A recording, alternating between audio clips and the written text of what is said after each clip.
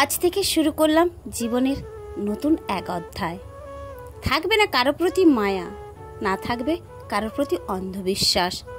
জেনে গেছি গো, এই স্বার্থপর পৃথিবীতে কেউ কারণ নয়, কিছুটা মায়া আর বাকিটা অভিনয়। দেখো, মানুষ তখনই কাঁদে যখন নিজের মনের সাথে যুদ্ধ করে সে হেরে যায়, আর যখন আপন পর হয়ে যায়, অথবা স্বপ্ন ভঙ্গ হলে বুকের চাপা কষ্টগুলি চোখ দিয়ে অশ্রু হয়ে ঝরে পড়ে। সবসময় একা থাকার জন্য প্রস্তুত হয়ে গেছি, কারণ কিছু লোক হঠাৎ বদলে যায়। আজ আমি যাদের জন্য গুরুত্বপূর্ণ, কাল হয়তো আমি তাদের কাছে কিছুই না। মানুষ তো বদলায়, সম্পর্কও বদলায়, এটা জীবনের আসল রূপ। তাই কখনো কখনো এমন সময় আসে কান্নায় বুক ফেটে যায়, কিন্তু তবুও কান্না আসে না। জোরে জোরে কাঁদতে ইচ্ছে করে, কিন্তু কাঁদা যে যায় না। চোখের জল চোখেই শুকিয়ে যায়, কিন্তু কাউকে বলে বোঝানো যায় না। সময়ের পরিবর্তে রাগ, অভিমান সবটাই কমে যায়, কিন্তু কারোর দেওয়া আঘাতের দাগগুলো এখনো পর্যন্ত থেকে যায়। দেখো, অপরদিকে যেমন টাকা একটা খুব ছোট্ট শব্দ, কিন্তু এই ছোট্ট শব্দটির প্রভাব এতটাই গভীর যে এর অভাব হলে দেখা দেয় হাহাকার, আর বেশিও হলে জন্ম নেয় অহংকার। তাই আত্মসম্মানের থেকে বড় আর কিছুই নেই। কেউ তোমাকে একবারের জন্য যদি ছোট করে, তাহলে তাকে চিনে রাখো এবং তার থেকে অনেকটা দূরে থাকো। কারণ কি, প্রশ্রয় পেলে সে একই কাজ আবার বারবার করতে থাকবে।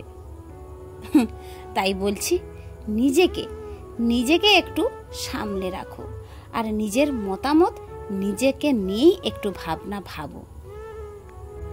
অনেকটাই বক বক বক করতে থাকলাম না বন্ধুরা? চলো নিজের পরিচয়টুকু একটু দিয়ে দিই। রাধে রাধে বন্ধুরা, কেমন আছো তোমরা সবাই?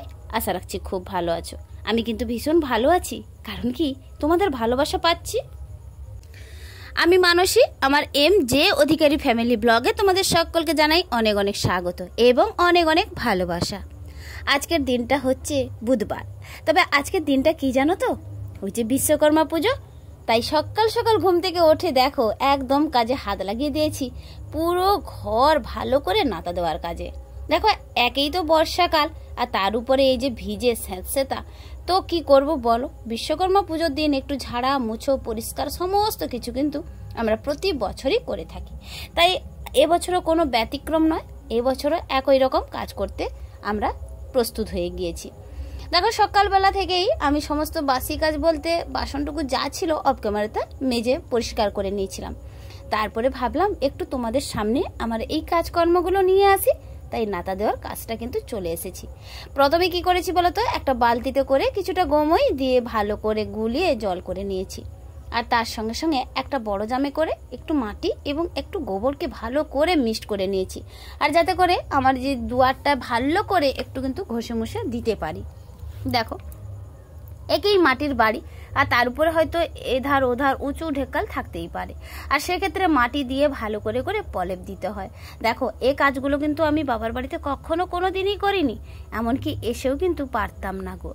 হ্যাঁ, শিখিয়েছিল আমার বড়জা, কিন্তু এসব কাজ শিখিয়েছিল, তাই এখন আর কোনো অসুবিধা হচ্ছে না। হ্যাঁ, শেখালেই যে শিখতে পারবো, এটাও কিন্তু ভুল ধারণা। দেখো, শেখার মতো একটা আগ্রহ এবং মানসিকতা থাকা দরকার। কোনো কাজের উপরে যদি আমি বারে বারে দেখতে থাকি, আমি যদি আগ্রহ সহকারে আমি ভাবি যে আমি এই কাজটা পারবো, তাহলে কিন্তু অবশ্যই পারবো। সেটা হয়তো একদিনে আমরা প্রস্তুত করে পারবো না, সেটা 2 দিন 3 দিন 4 দিনও সময় লাগতে পারে, একটু দেরি হবে। দেরি হলে কি হবে, জিনিসটা আমরা শিখে নিতেই পারবো, এক জেদ যদি থাকে। তাই দেখো, এখন কিন্তু কোনো সমস্যা হচ্ছে না এইসব নাতা দেওয়ার কাজে, আর এখন প্রচন্ড পরিমাণে ভালো লাগে। সববার থেকে বেশি ভালো লাগে এই নাতা দেওয়ার কাজটা করতে আমায়। জানি না, যাদের পাথর বসানো ঘর মুছে দিলেই পরিষ্কার হয়ে যায়, আর যাদের মাটির ঘর না, বিশ্বাস করে একটু গোবর একটু মাটি দিয়ে নাতা দিলে না, আর তার উপরে যদি শুকনো হয়ে যায়, শুকনো করে রোদ বেরিয়ে গেলে যদি শুকনো হয়ে যায় না, প্রচন্ড পরিমাণে ভালো লাগে।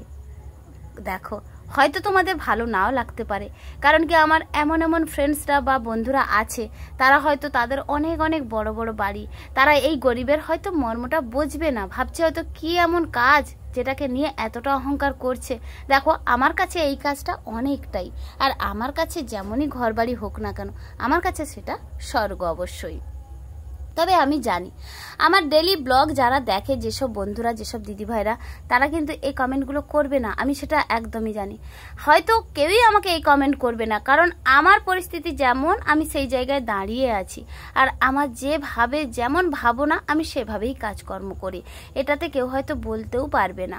তো সে যাই হোক, চলো ওইদিকে দেখো আমি সমস্ত রকম কাজ পারুক বলতে লাতা দেওয়ার কাজটা পুরোটা ফিনিশ করে নিয়েছি।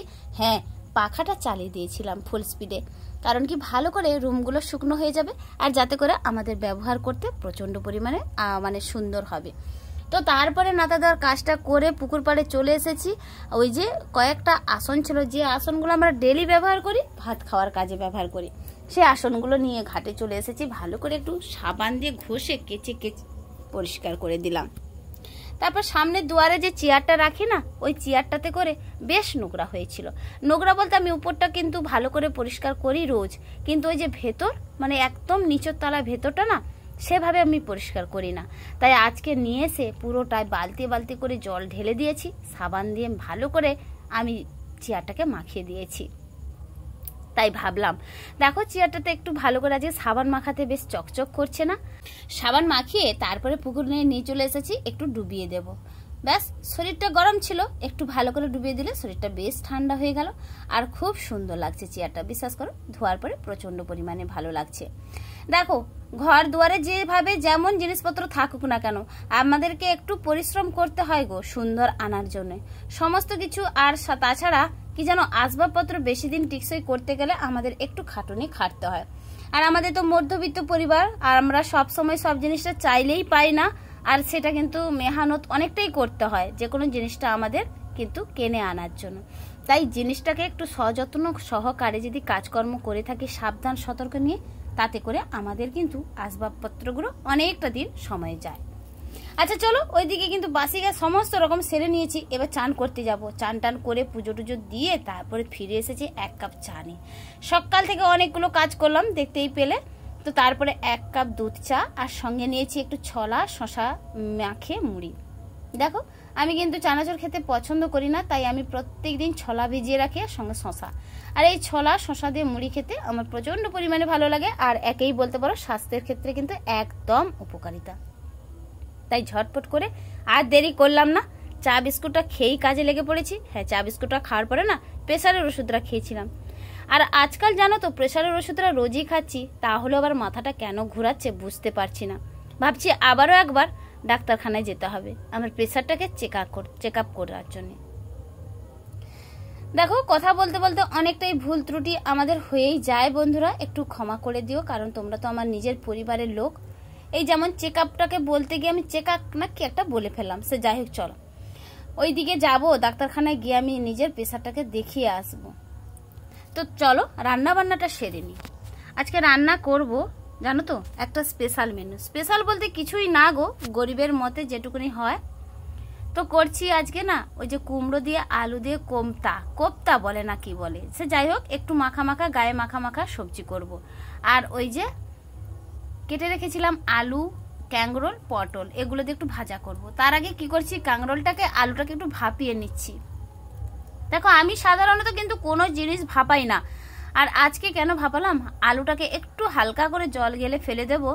কারণ কি তোমাদের দাদাভাই যেহেতু সুগার আছে, 1 পিস হলেও তো আলু দেব ভাতের সঙ্গে, তাই জলটাকে ভালো করে গেলে ফেলে আমি ভাজা করে নিচ্ছি আর কি।